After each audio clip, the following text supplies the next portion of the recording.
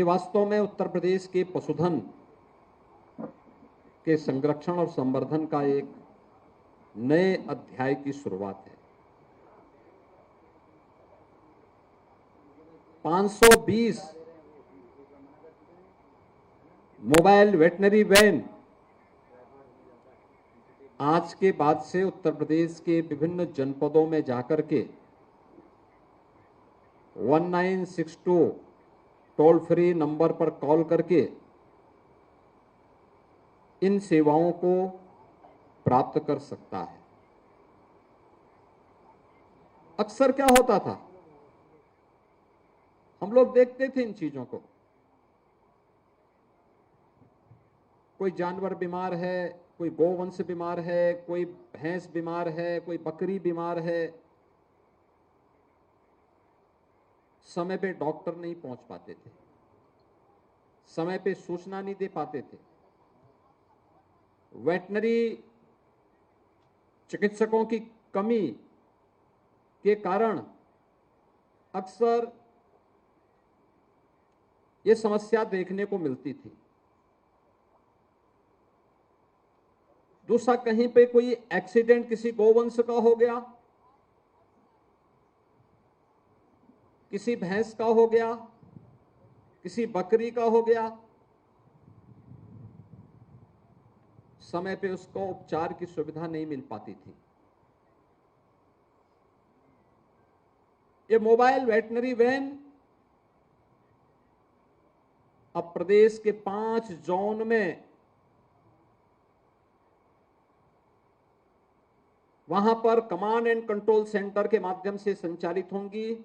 प्रदेश के माध्यम से इनकी मॉनिटरिंग होगी और रियल टाइम मॉनिटरिंग के माध्यम से न केवल हमें जानने का अवसर प्राप्त होगा कि कौन सी जोन में कैसा कार्य हो रहा है, बल्कि पशुपालकों के अमूल्य निधि के माध्यम से उत्तर प्रदेश को एक बार फिर से हम लोग दुग्ध उत्पादन के नंबर 1 ही नहीं, बल्कि इससे भी कई आगे बढ़ करके लाखों लोगों के जीवन में परिवर्तन लाने का कार्य कर पाएंगे।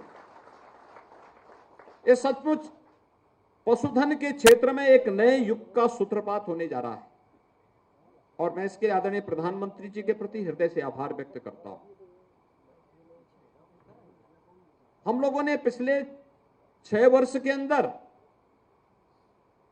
आदरणीय प्रधानमंत्री जी के मार्गदर्शन में, उनकी प्रेरणा से उत्तर प्रदेश के अंदर गोवंश के संरक्षण और उसके संवर्धन के लिए अनेक प्रयास किए।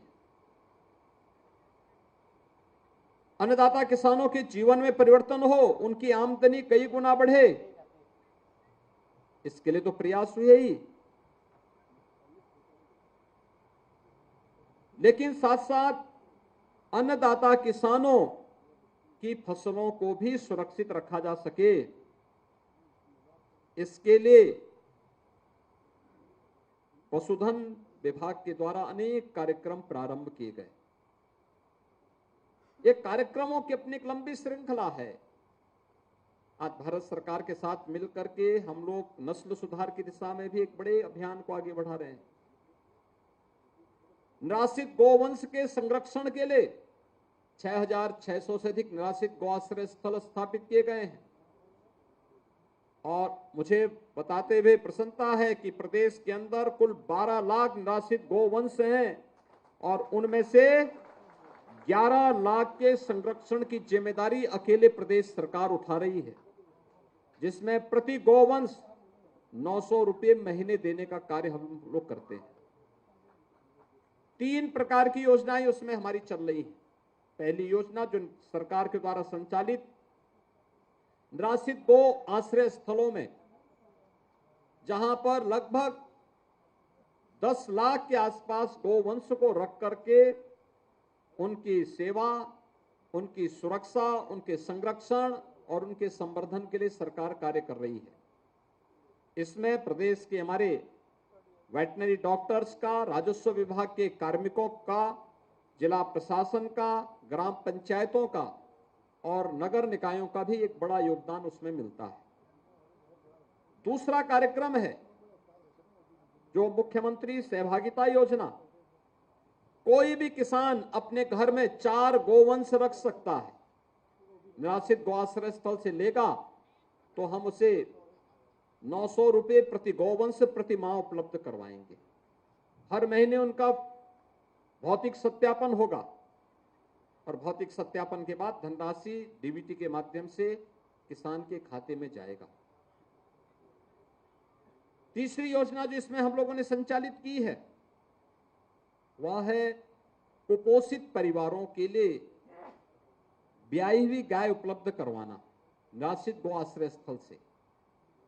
बड़े पैमाने पर कुपोषित बच्चे या माताएं जिन परिवारों में हैं उन्हें भी ये उपलब्ध करवाने का कार्य हुआ। कुल 11 लाख निराश्रित गोवंश को इस प्रकार से संरक्षण करने का कार्य राज्य सरकार के द्वारा चलाया गया।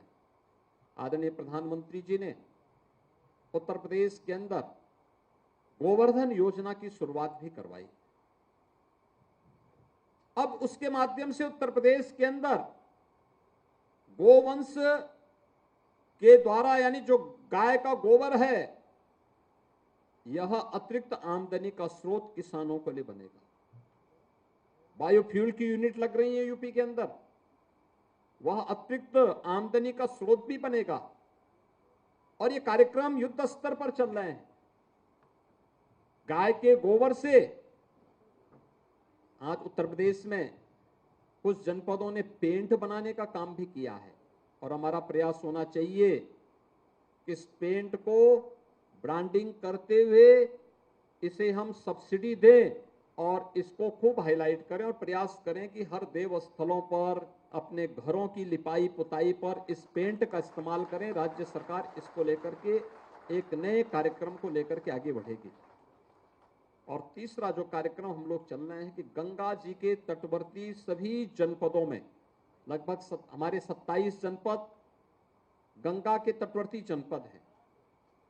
इन जनपदों में प्राकृतिक खेती को बढ़ावा देने के लिए अब तक हम लोग प्राकृतिक खेती के लिए और साथ साथ यहां पर प्रदेश के अंदर हम लोगों ने इस प्रक्रिया को आगे बढ़ाने की दिशा में जो कदम बढ़ाए हैं इसमें जैविक और प्राकृतिक खेती में अब तक हमारी लगभग 1.25 लाख हेक्टेयर भूमि में वर्तमान में यह कार्रवाई हमारी प्रारंभ हो चुकी है और हमारा प्रयास है कि इसमें बढ़ोतरी हो। इसमें बुंदेलखंड के 7 जनपदों को भी हम लोगों ने लिया है। एक देसी नस्ल की गाय, हमारा यह मानना है कि वह एक वर्ष में 30 एकड़ खेती के लिए पूरी तरह यानी उस खेती को विषमुक्त बनाने के लिए फर्टिलाइजर, केमिकल और पेस्टिसाइड स्वयं गाय का गोबर और गाय के मूत्र से ही उपलब्ध हो सकता है और यह कार्यक्रम भी युद्ध स्तर पर प्रदेश के अंदर प्रारंभ हुआ है। भाइयों बहनों, आज का यह कार्यक्रम बहुत महत्वपूर्ण कार्यक्रम है।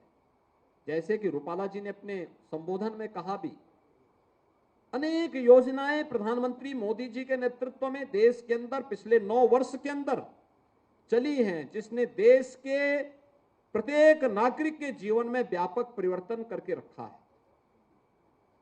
देश के अंदर शासन करने का अवसर बहुत सारे लोगों को प्राप्त हुआ होगा, बहुत सारे लोगों को प्राप्त हुआ, बहुत सारे राजनीतिक दलों को भी प्राप्त हुआ, लेकिन उनकी संवेदना जब मनुष्य के प्रति नहीं थी तो उनकी संवेदना एक मूक जीव के प्रति होगा, ये तो कल्पना से भी बाहर है। गांधी जी ने अपने जीवन में सदैव सत्य, अहिंसा और अस्तेय को स्थान दिया था। उन्होंने हमेशा इस बात के लिए उनका आग्रह था, उनका आग्रह ही सत्याग्रह कहलाया, यानी सत्य के मार्ग पर चलने वाला ही सत्याग्रह कर सकता है।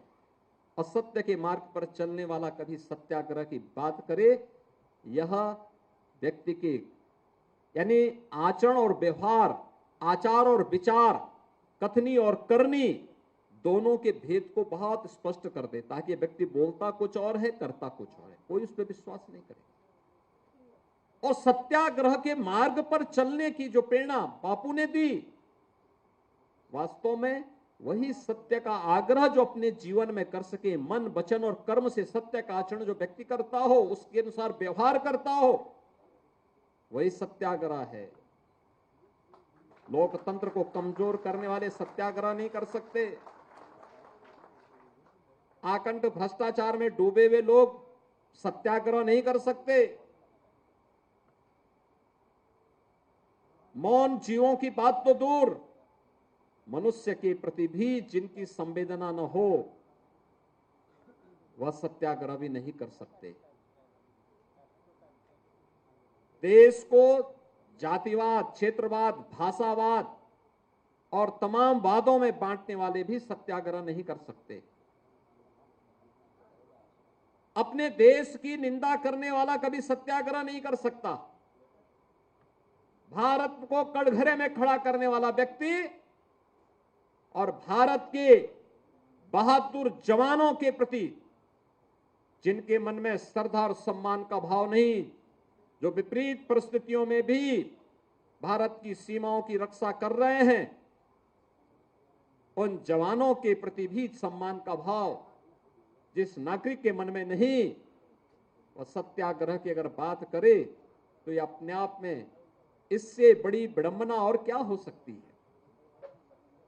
और इसीलिए आज जब हम यहां पर आए हैं, मुझे बताते हुए प्रसन्नता है कि उत्तर प्रदेश सरकार आदरणीय प्रधानमंत्री जी के नेतृत्व में उन सभी स्कीम को, उन सभी योजनाओं को प्रदेश के अंदर प्रभावी ढंग से लागू करने वाले राज्यों में से एक है। गरीब को बिना भेदभाव के शासन की योजना का लाभ प्राप्त हो। न जाने कितने लोगों के जीवन में उसका परिणाम सामने आया है। बीमारियों से लोग मुक्त हुए हैं, उनका जीवन स्तर बढ़ा है।